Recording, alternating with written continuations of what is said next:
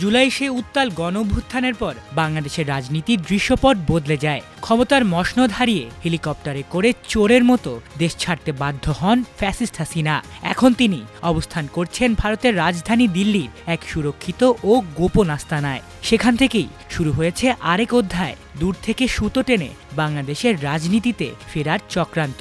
এমনটাই উঠে এসেছে আন্তর্জাতিক গণমাধ্যম দ্য গার্ডিয়ানের এক প্রতিবেদনে। পাশাপাশি এই গণমাধ্যমটিতে নিজেদের বিভিন্ন বক্তব্য দিয়েছেন নিষিদ্ধ ঘোষিত আওয়ামী লীগের বিভিন্ন নেতাকর্মী।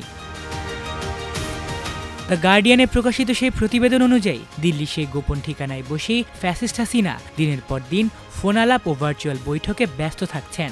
বলা হচ্ছে দিনে 15 থেকে 16 ঘন্টা সময় ব্যয় করছেন দলীয় নেতাকর্মীদের সঙ্গে যোগাযোগে। লক্ষ্য একটাই, ভবিষ্যতের তথাকথিত সংগ্রামের জন্য আওয়ামী লীগকে আবার সংগঠিত করা। দিল্লি ও কলকাতা হয়ে উঠেছে এই রাজনৈতিক তৎপরতার নীরব কেন্দ্র। বাংলাদেশ থেকে পালিয়ে যাওয়া স্বৈরাচার আওয়ামী লীগের বিপুল সংখ্যক নেতাকর্মী এখন ভারতের কলকাতায় আশ্রয় নিয়েছেন। সেখান থেকেই নিয়মিত দিল্লিতে যাতায়াত করছেন সাবেক সংসদ সদস্য, মন্ত্রী ও দলের শীর্ষ নেতারা। অভিযোগ রয়েছে নিষিদ্ধ ঘোষিত ছাত্র সংগঠন ছাত্রলীগের শীর্ষ নেতারাও এই তৎপরতায় সক্রিয়। তাদের ভাষায় নেত্রী আশাবাদী, ফেরার স্বপ্ন দেখছেন বীরের বেশে। কিন্তু দেশের মানুষ দেখছে ভিন্ন ছবি। গণহত্যার অভিযোগে অভিযুক্ত একটি দল সীমান্তের ওপার থেকে ফের ক্ষমতায় ফেরার ছক আঁকছে। এই পরিকল্পনার বড় ভরকেন্দ্র আসন্ন জাতীয় নির্বাচন। নির্বাসিত নেতারা প্রকাশ্যেই বলছেন তারা নির্বাচনকে ব্যর্থ করতে চান। নির্বাচন বর্জনের নির্দেশ দেওয়া হচ্ছে দলীয় কর্মীদের। তাদের ধারণা নির্বাচন ব্যর্থ হলে দেশে অস্থিরতা বাড়বে, আর সেই শূন্যতার সুযোগ নিয়ে আবার আওয়ামী লীগকে ফিরিয়ে আনা যাবে রাজনীতির মঞ্চে। তবে দেশে ফেরার প্রশ্নে এখনও দ্বিধা আর ভয় স্পষ্ট।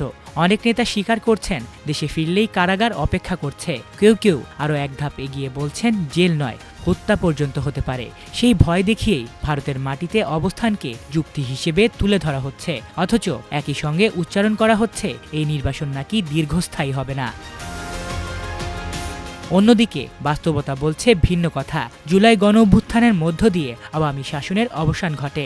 অন্তর্বর্তীকালীন সরকার গঠনের পর জনগণের দাবির মুখে নিষিদ্ধ হয় আওয়ামী লীগ ও তার ছাত্র সংগঠন ছাত্রলীগের কার্যক্রম। ফ্যাসিস্ট হাসিনার শাসনামলে সংগঠিত নানা অপরাধ ও গণহত্যার অভিযোগে একের পর এক মামলা হচ্ছে দলের নেতাকর্মীদের বিরুদ্ধে। রাষ্ট্রীয় প্রক্রিয়ায় তাদের জবাবদিহির মুখোমুখি করা হচ্ছে।